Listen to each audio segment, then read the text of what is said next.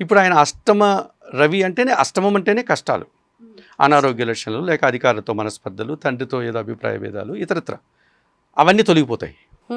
9వ ఇంటికి వస్తే ఒక 50% రవి అనుకూలత ఉంటుంది. భాగ్యస్థానంలో సూర్య భగవానుడు ఉంటే అది తండ్రి స్థానం.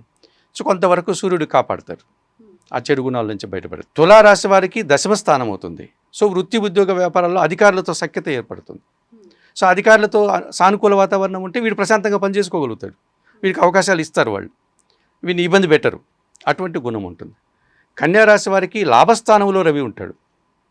సో సూర్యభగవానుడు లాభంలో 11వ ఇంట ఉంటే అధికారుల నుంచి లాభం ఉంటుంది, వీడికి ఏదైనా ప్రమోషన్ లాంటివి ఇస్తారు, లేకపోతే ఇంక్రిమెంట్ లాంటివి పెంచుతారు, తండ్రి నుంచి ఏదైనా ఆస్తిపాస్తులు రావాల్సి ఉంటే వస్తుంది, ప్రభుత్వం నుంచి వీడు ఏదైనా ఉంటే తెచ్చుకోవడానికి అవకాశం ఉంటుంది.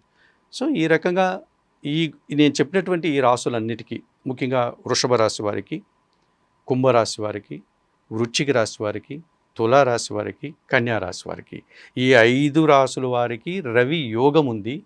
రవి ఇచ్చేటువంటి ఫలితాలు ఈ రకంగా మనకు కనిపిస్తాయి. రైట్.